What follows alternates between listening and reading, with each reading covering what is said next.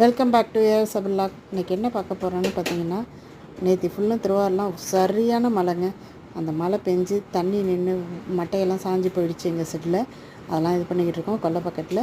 நீங்கள் பாருங்க, பாத்ரூமுக்கு மேலே தண்ணி போடாமல் தேங்கி நின்றுச்சு. அதை க்ளீன் பண்ண வந்தால் குளவி கடிச்சிடுச்சு பிள்ளைய தென்னை மட்டையில் இருந்து.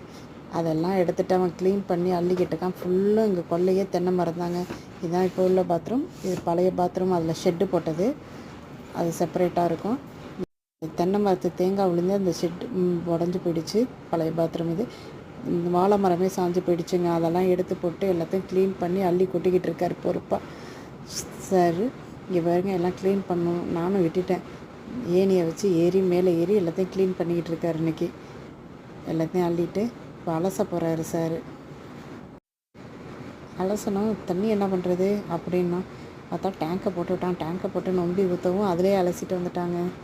பயப்புள்ள ஐடியாவை பாருங்கள், எப்படியெல்லாம் அலசிக்கிட்டு இருக்குன்னு. அலசினார். ஃபுல்லும் அலசி க்ளீன் பண்ணி தண்ணி போகிற ஓஸெல்லாம் இது பண்ணி இந்த பிளாக் ஓஸ் வழியாக நேராக அப்படியே தண்ணி வெளியாகிடுங்க. எல்லாத்தையும் க்ளீன் பண்ணி அலசிக்கிட்டு இருக்கார்.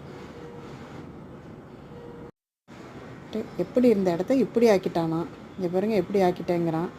அதுக்கப்புறம் என்னடா பண்ண போகிறேன் அப்படின்னா, இங்கே பாருங்கள், இதில் தான் நான் கடைசியாக ட்விஸ்ட்டு. இதிலே நான் குளிச்சிட போகிறேன், ஏன் தண்ணியை வேஸ்ட் பண்ணிக்கிட்டேன்னு இங்கேயே குளிக்க ஆரம்பிச்சிட்டாங்க. ஏன்டா இவ்வளோ நேரம் மோட்ரு ஓடுதுன்னா, ஆஃப் பண்ணாத ரொம்ப ஸ்பீடாக போயிட்டுருக்கு, ஆஃப் பண்ணக்கூடாது அப்படிங்கிறான். சரின்ட்டு குளிச்சுட்டு ஒரு வழியாக அப்புறம் இறங்கி ஆகிடுச்சு.